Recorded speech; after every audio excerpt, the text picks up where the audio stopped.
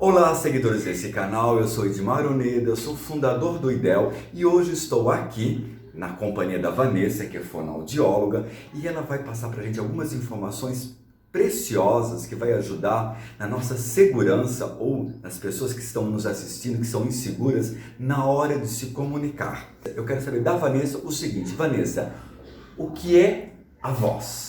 A voz. Oi pessoal, tudo bem? Um prazer estar aqui com o Edmar. Vamos esclarecer então um pouquinho desses aspectos da voz e da comunicação. A voz nada mais é do que o ar que sai dos pulmões passam pelas nossas pregas vocais, as nossas pregas vocais vibram e esse som é transmitido. Então, para que a gente tenha uma boa voz, é necessário que a gente respire bem, que a gente tenha uma boa postura. Isso é o determinante. Ar saindo do pulmão, passando pela prega vocal, eu consigo emitir o som. Nossa, olha que interessante. Então, se a nossa voz é ar que sai dos nossos pulmões, a respiração no momento da fala é importantíssimo. Eu preciso respirar bem para falar e ter uma voz adequada, boa, né? Então, quando estou muito nervoso, é comum que a nossa respiração fica... Sim, quando eu estou nervoso, estou diante de uma situação que eu estou ansioso, eu respiro diferente, eu vou ficar mais dispinico, é aquele cansaço. Eu vou ficar dessa forma e a minha voz não vai sair de maneira adequada. E aí acaba denunciando o seu nervosismo pelo ar, pela respiração. Exatamente. Mas, Vanessa, a respiração também é utilizada para acalmar. Também. A respiração eu sempre digo que é a base de tudo. Eu preciso respirar bem. Então, assim, se eu estou muito nervoso, respira, fica tranquilo, porque a hora que você readequa a sua respiração, você readequa as suas emoções, e aí fica mais fácil você se comunicar. Que bonito, readequa as suas emoções. E falando em emoções, Vanessa, aqui no curso é muito comum, quando as pessoas estão numa dinâmica, que a gente filma e depois mostra elas, para a gente poder fazer os ajustes, dar os feedbacks, elas falam, nossa, não suporto a minha voz. Isso é muito comum. Porque assim, a gente não escuta a voz, nós não escutamos a nossa voz da mesma forma que o outro escuta. Por quê? Por uma questão de feedback auditivo, de entrada auditiva. Então assim, é legal ouvir a voz? Não, a gente sempre acha a nossa voz estranha. Então o ideal na época de hoje, com WhatsApp, com áudio, escute você mais vezes, porque você vai se habituar à sua voz. Não é que a sua voz é feia, que a sua voz é ruim, é que a sua entrada auditiva é diferente da entrada auditiva do outro. E eu vejo aqui, Vanessa, que algumas pessoas travam só pelo fato de pensar que a sua voz é estranha, que a sua voz não é legal, e acaba gerando uma crença, e com isso perde possibilidades. Então, olha, a Vanessa deu uma boa dica, exercite a sua audição da sua voz. São cheios de recursos para poder fazer isso. Então não fique travado e paralisando todo o fluxo da sua prosperidade, acreditando, achando que a sua voz é isso ou aquilo. Mas, Vanessa, eu não entendo muito, mas existem vários tipos de voz. O mais comum é a aguda e a grave. A gente fala muito, essa pessoa tem a voz muito grave, essa pessoa tem a voz muito aguda, mas a gente classifica também tipos de ressonância, uma ressonância mais nasal, uma ressonância mais faríngea, e isso dá para adequar de acordo com o tipo de cada pessoa. Tem uma pessoa que tem a voz muito hiperaguda e fala, olha, eu quero melhorar essa voz. A gente vai entrar com exercícios específicos para que essa voz mude, fique um pouco mais grave. Tem uma pessoa que tem a voz mais grave e que é a voz mais aguda. Então, assim, é possível trabalhar isso, mas vale lembrar que, independente do tom da sua voz, do tipo da sua voz, o ideal é que antes da gente fazer qualquer modificação, passe pelo otorrino, para que o otorrino veja a sua prega vocal, descarte qualquer alteração, cisto, nódulo, pólipo, uma fenda, para a gente saber qual exercício adequado usar diante da ausência de qualquer alteração.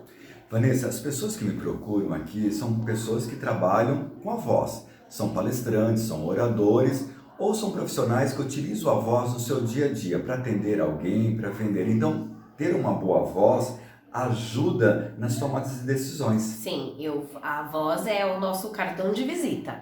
Então, assim, se você é vendedor ou você é profissional da voz, palestrante, o que for, você usa a voz como seu instrumento de trabalho. Então, você precisa sim cuidar da sua voz, para que você passe aquela credibilidade, para que você consiga convencer o outro daquilo que você está falando. E tem algumas vozes que são chatas, ou não? Tem algumas vozes que são chatas. Que não passam confiança. Não, a gente fala que se você tem a voz mais aguda, talvez você passe um pouco de infantilidade. É verdade. Então, assim, uma pessoa que passa uma infantilidade pro outro, talvez a pessoa que tá ouvindo não vai acreditar muito. Vai falar, será que é? Então talvez eu precise readequar para eu tirar esse aspecto de infantilidade da minha voz, para que eu consiga palestrar melhor, falar melhor, vender melhor meu produto, enfim. Muito interessante, porque a sua voz, como ela disse, ela chega até o ouvido das pessoas. E quando chega ao ouvido das pessoas, cria uma memória auditiva. E nós temos algumas memórias de voz de locutor, voz de gente chata, voz de quem fuma, voz infantil. E automaticamente você pode ter uma excelente índole, mas a sua voz não contribui. Não vamos citar nomes aqui, mas tem uma candidata no meio político que as pessoas reclamam muito. Exato. Que a vozinha dela é muito chata. Parece que até tem umas boas ideias, mas olha só como a voz... Exatamente, ela pode até ter boas ideias, mas aí a voz dela transmite aquela sensação de coitadinha, de chatinha, que nossa, e aí, será que ela é capaz de mesmo gerenciar uma nação? A voz dela acaba impactando muito mais do que as ideias, e as pessoas deixam de ver a ideia para frisar só na voz da pessoa. Então, é importantíssimo cuidar da voz. Então é legal. O que a Vanessa fala é que as pessoas, vamos imaginar um palestrante que queira liderar, influenciar as pessoas pelo que diz, a voz vai chegar. Então ter uma voz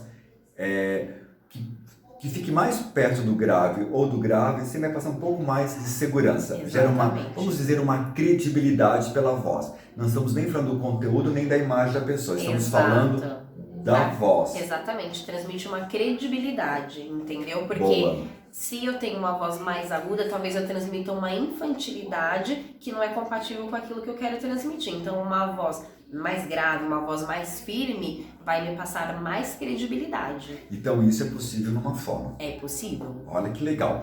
Bom, Vanessa, eu já passei por isso e algumas pessoas passam por isso. Eu acabei até no início da nossa apresentação dar umas enroladas aqui. O que acontece com isso? É ignorância ou é a língua presa? O que é? Não é. Na verdade, quando a gente está numa situação de palestrar, de falar para o público, falar com muitas pessoas, a gente volta para o que a gente conversou no começo. A gente precisa estar tranquilo, com uma boa respiração. Porque se eu estou numa situação de ansiedade, se eu não estou respirando naturalmente, tranquilamente, eu vou acabar processando muito mais rápido o meu pensamento do que a minha voz. E aí eu vou acabar gaguejando, atropelando as palavras, comendo as palavras, e é porque eu não sei falar? Não, não é. É porque o seu emocional está impactando diretamente na sua voz. Preciso controlar o emocional. Mas, Vanessa, a língua é um músculo. A língua é um músculo. E aí também, assim, a hora que você... Sempre que eu vou palestrar, eu quero saber como que está a minha voz. Não é só a voz, é um conjunto de músculos. Eu preciso ter uma boa articulação, uma boa dicção. Olha. E aí eu tenho que estar com toda a minha musculatura adequada. Não é a voz sozinha não faz nada. É a voz com uma boa dicção que vai me tornar um bom palestrante. Então é a língua, é os lábios. O lábio, língua, bochecha, laringe, postura, cervical, é tudo junto. É um conjunto. É um conjunto. Mais o conteúdo. Mais o conteúdo. Mais o repertório de palavras. Exatamente, porque não adianta Me nada faltou ar você.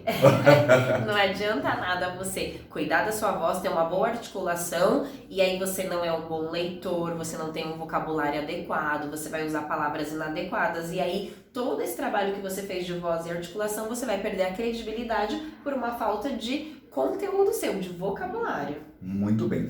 Vanessa, eu ouço e eu até propaguei aqui algumas receitinhas. Uma pessoa da minha idade sempre tem um chazinho aí. Mel, gengibre, o mel deixa a voz aveludada. O gengibre dá um ar de frescor.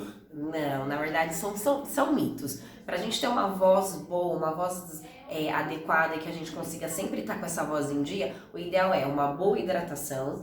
E aí, se a gente fosse pensar em algum alimento que é o amigo da fono, é sempre a maçã. Porque a maçã é um alimento adstringente, é um alimento que ajuda na limpeza dessa mucosa. Agora, pastilha, gengibre, mel, na verdade eles não são bons. Na verdade, eu não posso consumir? Você pode consumir, mas não adianta nada você, eu vou sempre chupar uma pastilhinha de gengibre, uma balinha de gengibre antes de palestrar. Não adianta, porque ele tem um efeito anestésico, que talvez te dê aquela sensação de plenitude na voz, só que você vai se esforçar muito mais e aí no final do dia você vai estar com uma voz cansada. O mel vai fazer com que eu produza um pouco mais de salivação e aí eu vou estar falando com aquela saliva na boca, o mel, os derivados do leite, enfim. Então chocolate nem pensar. Chocolate nem pensar. Se você for palestrar, não coma chocolate. Deixa o chocolate para o final da palestra. Antes da palestra, não. Antes da palestra, maçã e água. Muito bem. Olha só que dicas Cuidado preciosas. com os cafezinhos também, né? Porque geralmente em palestras